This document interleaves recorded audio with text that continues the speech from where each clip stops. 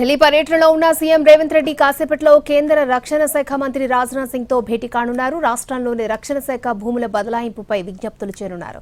Karimnagar Ramagundam connectivity, Hyderabad లో రోడ్లు, elevated కారిడార్ల నిర్మాణం కోసం ఇక డిఫెన్స్ మినిస్ట్రీ భూములను ఇవ్వాలని కోరనున్నట్లు సమాచారం. వీటితో పాటు సైనిక్ స్కూల్ ఏర్పాటుపైన చర్చించనున్నారు సీఎం. తర్వాత కేంద్ర మంత్రులు జేపీ నడ్డా, అమిత్ షాతో భేటీ కానున్నారు. యూరియా సమస్యపై జేపీ నడ్డాతో చర్చించనున్నారు.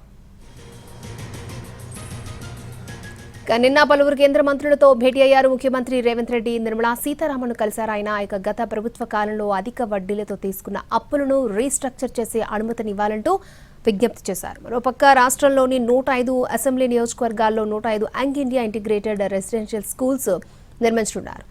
ఇందుకు 21,000 కోట్లు ఖర్చు కానున్నాయి. ఇవే కాకుండా జూనియర్ డిగ్రీ సాంకేతిక కళాశాలల అభివృద్ధికి కూడా ప్రత్యేక ప్రణాళికలు సిద్ధం చేశారు. ఈ వివరాలన్నీ నిర్మలా సీతారామన్ కు సీఎం వివరించారు. మరోవైపు నితిన్ గడ్కరీతో సమావేశమై రహదారుల ప్రాజెక్టులపై చర్చించారు ముఖ్యమంత్రి. Bharat future city Amaravati Bandar port వరకు 12 లైన్ల గ్రీన్ ఫీల్డ్ రహదారి మంజూరు చేయాలని కోరారు. అలాగే హైదరాబాద్ రీజనల్ రింగ్ రోడ్ ఉత్తర దక్షిణ పనులు, మణనూర్ శ్రీశైలం 4 లైన్ ఎలివేటెడ్ కారిడార్ తో పాటు మరికొన్ని ప్రాజెక్టుల గురించి విజ్ఞప్తి చేశారు.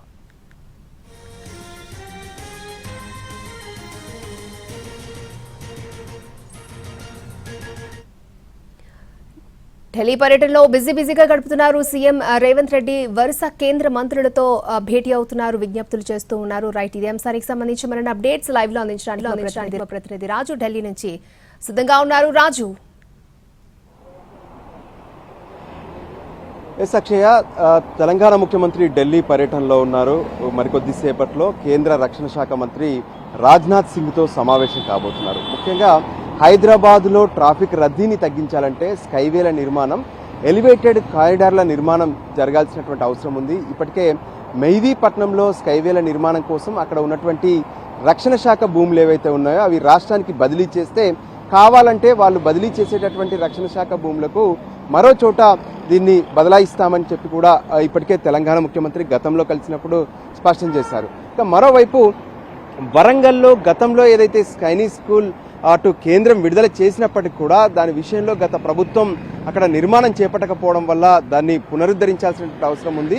తాము సైనిక్ స్కూల్ నిర్మాణం కోసం సిద్ధంగా ఉన్నామన్న విషయాన్ని ముఖ్యమంత్రి రేవంత్ రెడ్డి రక్షణ శాఖ మంత్రితో చర్చించబోతున్నారు. మరోవైపు ఏదైతే సికింద్రాబాద్ నుంచి కరీంనగర్ వెళ్లేటటువంటి దారి మొత్తం కూడా పెద్ద ఎత్తున ట్రాఫిక్ మయంగా ఉంది. అసలు బయటికి వెళ్లాలంటే, నగరంలోంచి ఔటర్ రింగ్ రోడ్ కనెక్ట్ కావాలంటే పెద్ద ఎత్తున ప్రజలంతా కూడా ఇబ్బందులు పడుతున్నారు. సో ఖచ్చితంగా కరీంనగర్ రామగుండం ఈ హైదరాబాద్కు సంబంధించినటువంటి వేకు ఎక్స్ప్రెస్ వే విధంగా ఒక ఎలివేటెడ్ కారిడార్ నిర్మాణాన్ని ప్రపోజ్ చేశాము. దానికి ప్యారడైజ్ వద్ద ఉన్నటువంటి రక్షణ శాఖ భూములను కేటాయించాల్సినటువంటి అవసరం ఉంది. ఆ భూములను రాష్ట్ర ప్రభుత్వానికి కేటాయించాలని చెప్పి కోరబోతున్నారు.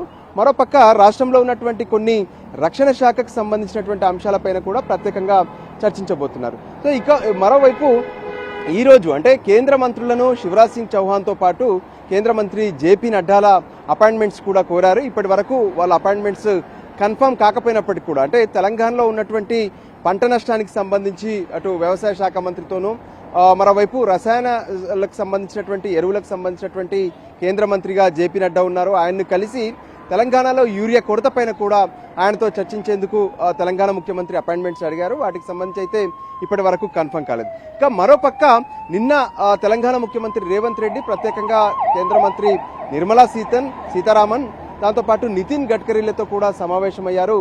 నిర్మలా సీతారామన్తో జరిగినటువంటి సమావేశంలో గత ప్రభుత్వం తెలంగాణలో చేసినటువంటి అప్పులకు సంబంధించినటువంటి లోన్స్ కావచ్చు, వాటిని పే చేయాలంటే ఇబ్బందికరంగా ఉంది. సో ఖచ్చితంగా ఆ లోన్స్కు సంబంధించినటువంటి అంశాల్లో రీస్ట్రక్చరింగ్ చేసుకునే అవకాశాన్ని కేంద్రం కల్పించాలని కోరారు. మరోపక్క ఇప్పటికే తెలంగాణలో 105 నియోజకవర్గాల్లో ప్రభుత్వం ప్లాన్ చేస్తున్నటువంటి స్కూల్స్ ఏవైతే ఉన్నాయో ఆ స్కూల్స్కు సంబంధించి కూడా ఖచ్చితంగా కేంద్ర ప్రభుత్వ సహకారం కావాలని చెప్పి ఆయన కోరారు. ఇక నితిన్ గడ్కరీతో జరిగినటువంటి సమావేశంలోనూ ఫ్యూచర్ సిటీతో పాటు బందర్ వరకు, ఏదైతే అమరావతి మీదుగా బందర్ వరకు ఒక 12 లైన్ల ఎలివేటెడ్ కారిడార్ కోసం కేంద్ర ప్రభుత్వం మంజూరు చేయాల్సినటువంటి అవసరం ఉంది. ఇది ఖచ్చితంగా భవిష్యత్తులో ఎంతో కీలకంగా మారేటటువంటి రహదారిగా మారబోతుందనే విషయాన్ని కూడా స్పష్టం చేశారు. దాంతోపాటు తెలంగాణలో ఉన్నటువంటి మరికొన్ని కారిడార్స్ సంబంధించినటువంటి విషయంలో కూడా నితిన్ గడ్కరీతో సమావేశమై చర్చించారు. మొత్తానికి రాష్ట్రానికి సంబంధించినటువంటి పలు అంశాలపైన కేంద్రంలో ఉన్నటువంటి మంత్రులను కలుస్తూ ఆ రాష్ట్రానికి కావాల్సినటువంటి సహకారం అందించాలంటూ కోరుతున్నటువంటి పరిస్థితి అయితే స్పష్టంగా కనిపిస్తుంది. అక్షయ. ఓకే రాజు.